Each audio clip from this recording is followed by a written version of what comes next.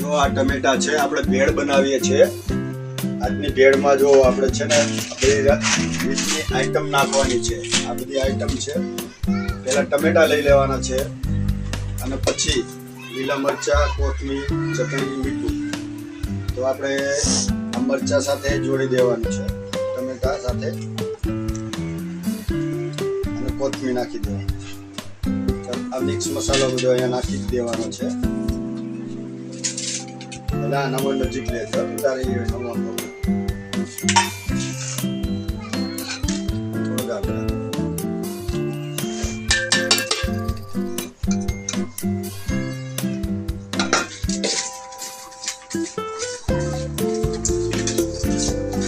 આ રીતે આને મિક્સ કરી લેવાનું છે. જે તમે આ રીતે મિક્સ કરો એટલે આમાં સ્વાદ આવી જશે. પછી એની માથે આપણે લીંબુ નીચોડી લેવાનું છે.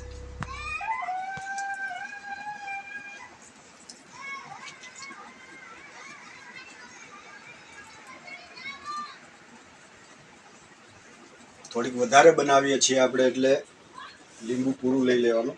ઓછી બનાવી હોય તો અડધું જ લેવાનું.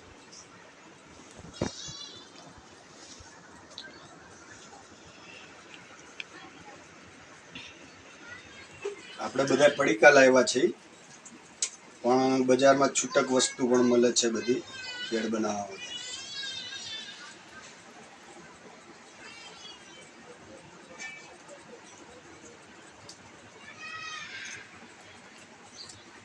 હવે આને હલાવી નાખવાનું, પૂરી રીતે હલાવી નાખવાનું, જેથી બધું પડી જાય. હવે શું કરવાનું કે આમાં મમરા એડ કરી દેવાનું. સેવ મમરા. આ જે પડીકા છે આ દાબેલા ચણા છે.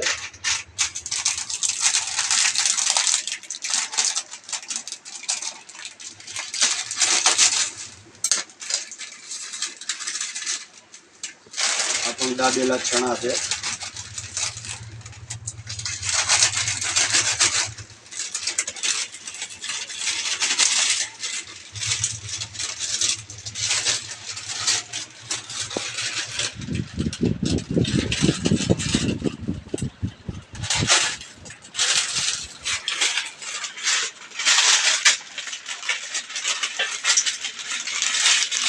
એ ભલે પડી એમ કરી રહ્યા.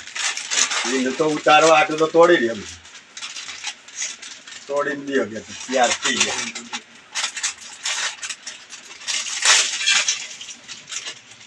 એક કાગળ ફેરવી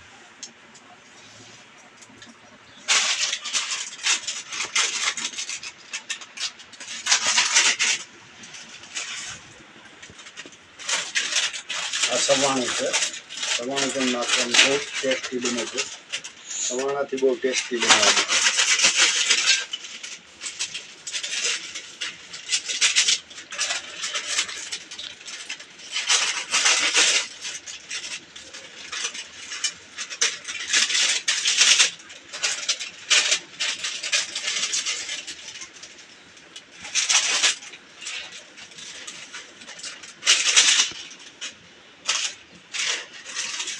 આ ગુંદી છે, ગુંદી છે. બધી આઈટમ થોડી થોડી નાખી જ દેવાની એટલે એક નંબર બની જાય છે.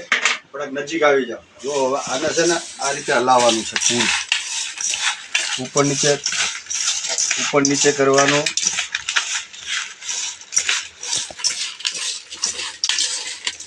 થોડું મોડી નાખવાનું અને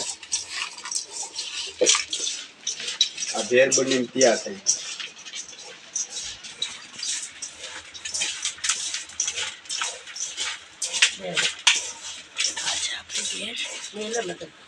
જો આ ભેળ બનીને તૈયાર થઈ ગઈ. ઓકે, હવે આને તમે ખાઈ શકો છો.